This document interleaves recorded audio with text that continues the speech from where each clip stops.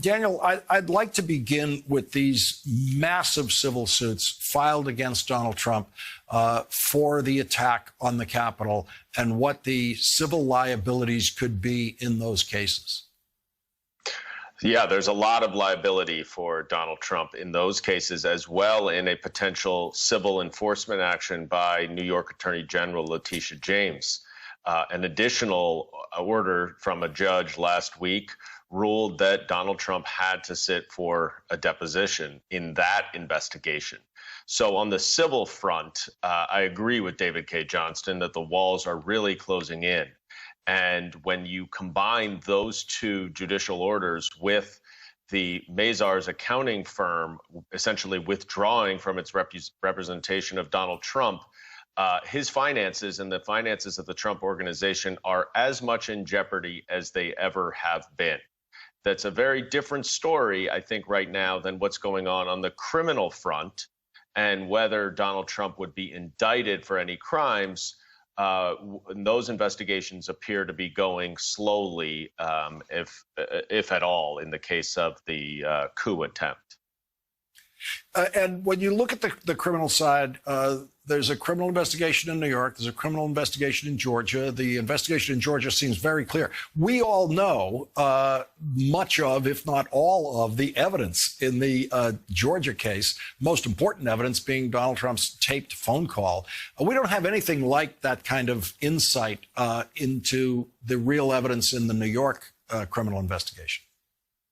Well, the New York criminal investigation is going to be very similar to the civil investigation. It's a financial investigation that I suspect is examining whether or not Donald Trump or others in the Trump Organization intentionally misled banks, insurance companies, tax authorities by misrepresenting the valuation of properties and other issues to essentially defraud them into giving Donald Trump more money or reducing his tax liabilities.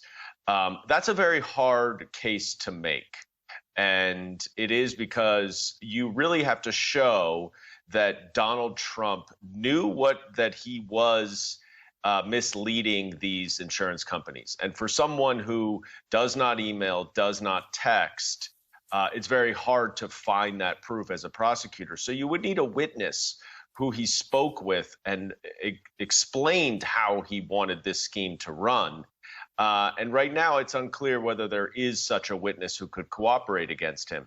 The standard in the civil case, though, is a lot lower. You don't have to show that mens rea, that criminal intent that you do in a prosecution. And so Donald Trump and the Trump Organization could very much be on the hook for very similar evidence, but just in a civil context where money is at stake, and frankly, the existence of the Trump Organization. The Attorney General in New York could dissolve the Trump Organization if there's pervasive fraud.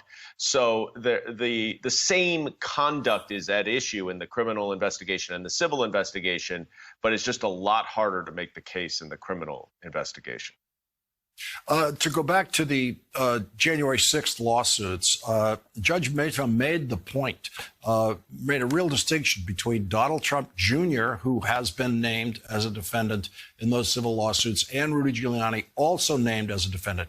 He did dismiss the cases against them and kind of surgically removed their words that were being used against them, and then put context around them to say, in the case of Giuliani's public comments, he didn't say to specifically go up to the Capitol right now and do something in the way that Donald Trump did. The judge made a very important distinction about Donald Trump saying that they should all go to the Capitol and fight like hell. Donald Trump even himself saying he was going to go with them.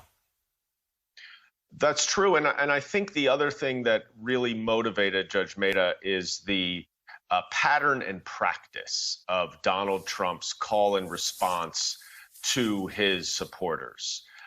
When he said, as you pointed out, stand up or stand by during the debate, and the head of the Proud Boys said, "Standing by, sir."